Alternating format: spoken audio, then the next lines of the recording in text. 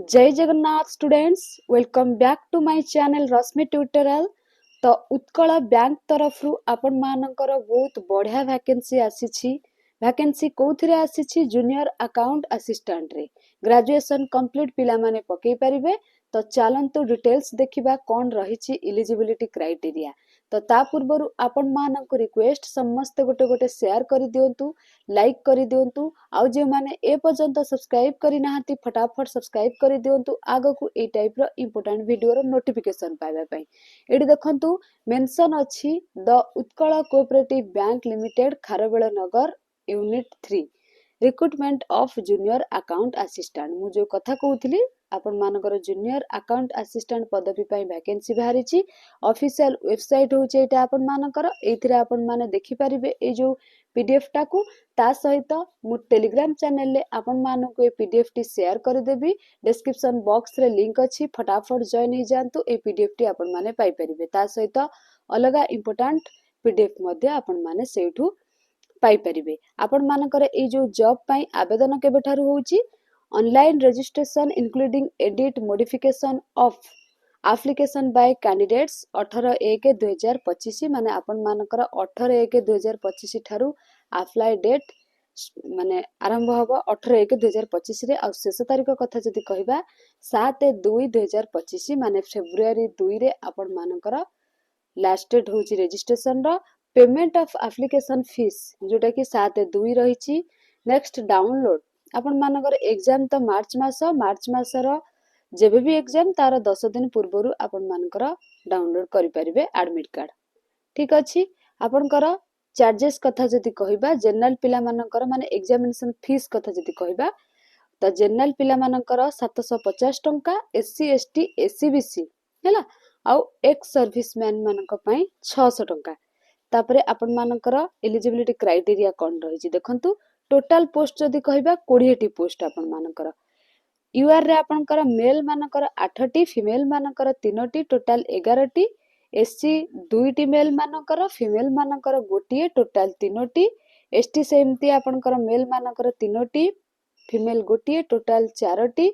SCBC बा OBC गोटे गोटे अछि मेल फीमेल कर टोटल 2 टा माने टोटल आपनकर मेल मानकर 14 टी, फीमेल मानकर 6 टी, टोटल होची आपनकर 20 टी पोस्ट।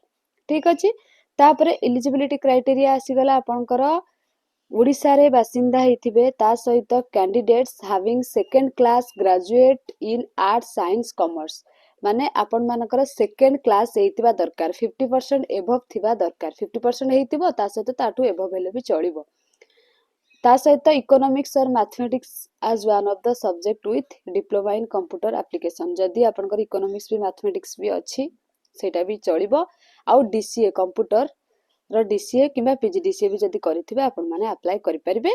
किंतु 50% मार्क थिबा दरकार आपनकर ग्रेजुएशन कंप्लीट रे। और second class graduate in arts science commerce and post graduate diploma in banking management और higher diploma in cooperative management.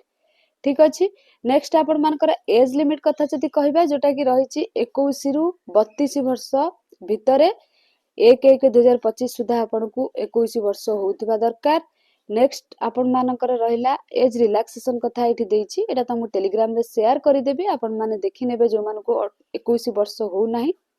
Salary कथा जदि कहिबा the post shall carry the scale of pay आपण मानकर जोटा कि रहिछि 24,940 टंका पाखापाखि सैलरी आपनको मिलिबो।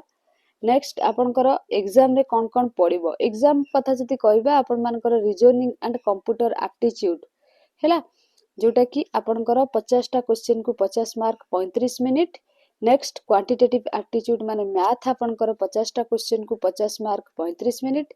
जनरल एंड फाइनेंशियल अवेयरनेस 50 टा क्वेश्चन को 50 मार्क जोटा कि 30 मिनिट। लास्ट को रहिला इंग्लिश लैंग्वेज 50 टा क्वेश्चन को 50 मार्क 35 मिनिट। टोटली आपण मानकर 135 मिनिट 200 मार्क को आ 200 टा क्वेश्चन। जदि आपण माने प्रिपरेशन करूछंती जेते संभव होउची माने जेते पॉसिबल होउची आपण माने पढ़ी चलंतु एबे।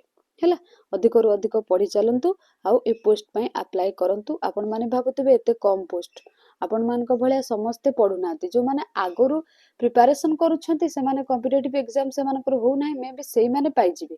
ବାକି ଆପଣ ମାନଙ୍କ ଏଜ ର ଆପଣ ମାନେ ଯେମିତି ପଢୁନାହାନ୍ତି, କମ କମ ପଢିଛନ୍ତି, ସିଲାବସ କମ୍ପ୍ଲିଟ କରିନାହାନ୍ତି, ସମସ୍ତେ ସେଇ ଟାଇପ ର। କିନ୍ତୁ ଯୋଉମାନେ ବଡ ପିଲାମାନେ ଆପଣ ମାନଙ୍କର 25-26 ବର୍ଷ ହେଇଗଲାଣି, ସେମାନେ ବହୁତ ଦିନ ହେଲା ପ୍ରିପାରେସନ କରୁଛନ୍ତି, ସେଇମାନେ ହୁଏତ ଆଗରୁ ସବୁ କମ୍ପ୍ଲିଟ କରିସାରିଛନ୍ତି, ସେମାନେ ପାଇଯିବେ। କିନ୍ତୁ ଆପଣ ମାନେ ଆପ୍ଲାଏ କରିବାରେ କିଛି ଅସୁବିଧା ନାହିଁ, ଆପଣ ମାନେ ମଧ୍ୟ ପଢିକି ପାଇପାରିବେ। ସେଥିପାଇଁ ମୁଁ କହୁଛି ଆପଣ ମାନେ ସମସ୍ତେ ଏଟାକୁ ଆପ୍ଲାଏ କରନ୍ତୁ। ଯେଉଁମାନେ ବି ମାନେ ଇଲିଜିବଲ ଅଛନ୍ତି, ତା ସହିତ ଏଇଠି ଆଉ ଗୋଟେ ନୋଟିସ୍ କରନ୍ତୁ ଆପଣ ମାନଙ୍କର ହାଏ ଟୁ ଆପ୍ଲାଏ। ଆଉ candidates can apply online only from, ଏଠି କହିଦଉଛି ଯେମିତିକି ସ୍କାନ୍ କରିବାକୁ ଡକୁମେଣ୍ଟ ଆପଣଙ୍କର ଗୋଟେ ଫଟୋଗ୍ରାଫ ଲାଗିବ ଆପଣଙ୍କର, ତାପରେ signature with black ink, left thumb impression, ତା ସହିତ ହ୍ୟାଣ୍ଡ ରିଟେନ୍ ବାଲା ଗୋଟେ ଡିକ୍ଲାରେସନ ଫର୍ମ ଦରକାର ରହୁଛି, ମାନେ ନିଜେ ଲେଖିବେ। ତା ସହିତ capital letter will not accepted signature, ଏଟା ମାନେ ଆପଣ ଯେମିତି ନର୍ମାଲ ସିଗ୍ନେଚର କରନ୍ତି ସେଇଭଳିଆ କ୍ୟାପିଟାଲ ଲେଟର କରିବେନି। ଆଉ the left thumb impression should be properly scanned and not smudged, ମାନେ ଆପଣଙ୍କର ପ୍ରପରଲି ସେଟା ସ୍କାନ୍ ହେଇଥିବା ଦରକାର, ଠିକ ଅଛି, ଯେମିତି ଜଣା ପଡୁଥିବ। ତାପରେ the text of the handwritten declaration is ଏଇ ଟାଇପ ର। ଆଇ ସପୋଜ ଆପଣଙ୍କର ନେମଟା ଏଇଠି Sasmita Pradhan, hereby declare that all the information submitted by me in the application form is correct, true and valid. I will present the supporting documents as and when required. ଏଟା ଯାହା ଲେଖା ହେଇଛି ସେଭଳିଆ ଆପଣ ମାନଙ୍କୁ ହ୍ୟାଣ୍ଡ ରିଟେନ୍ କରିକି ଲେଖିବାକୁ ପଡିବ। ତାପରେ ଏଠି ଲେଖା ହେଇଛି the above mentioned handwritten declaration has to be in the candidate's handwriting and in English only. It is written and uploaded by anybody else or in any other language, the application will be considered as invalid. ଆପଣ କୌଣସି language ରେ ଲେଖିପାରିବେ ନାହିଁ, କେବଳ English ରେ ଲେଖିବେ। ଯଦି ଆପଣ ମାନେ ଅଲଗା କୌଣସି ଲାଙ୍ଗୁଏଜ ରେ ଲେଖୁଛନ୍ତି ସେଟା ଇନଭାଲିଡ ଆପଣ ମାନଙ୍କର ହେଇଯିବ, ଠିକ ଅଛି। In the case of visually impaired candidates who cannot write may get the text of declaration typed and put their left thumb impression below the typed declaration and upload the document as per specifications. जो माने impaired आपण मानकर लेखि परिबेनी, जो मानकर जो visually impaired person अछंती से मानक पई न लेखि टाइप करिक लेफ्ट थंब दे देबे से माने। तापर आपण मानकर keep the necessary details documents ready to make online payment, तो आपण मानक कहि देछि फीस चार्जेस, ता सहित have a valid personal email ID आ मोबाइल नंबर वैलिड थिबा दरकार, ठीक अच्छी। ता सहित आपनकर एठी जीएसटी तो मिसे के ऊपर लिखा थिला, एठी विदाउट जीएसटी रे लिखा हिची, आपण मान तो जानि गले। ऑफिशियल वेबसाइट आपण मान को मध्य कहि देछि, एठी आउ थरे भी प्रोसीजर कहि दिया हिची। एठी देखंतु candidates to go to the Odisha state cooperative bank website, apply online ऊपर को जिबे, then click here to new registration ऊपर जेमती सब प्रोसेस लिखा हिची निजे फोन ने मध्य कर परिबे। एठी गोटे पर गोटे डिटेल्स लिखा अछि, आपण माने पढ़ी के एटा को अप्लाई करि परिबे। एटा को मु टेलीग्राम चैनल ले शेयर करि देबी, जदि किछि डाउट हबो आपण माने मते कमेंट सेक्शन में कमेंट करिबा। जो माने अप्लाई करिया पई इच्छुक अछंती अप्लाई करंतु। जदि सिलेबस रिगार्डिंग किछि भी इशू हुए किबा बुक रिगार्डिंग किछि भी इशू हुए, आपण माने मो सहित कथा हेइ परिबे इंस्टाग्राम किबा टेलीग्राम चैनल ले। मु आपण मान को जति कि पॉसिबल हबो हेल्प करि परिबे। Thank you all.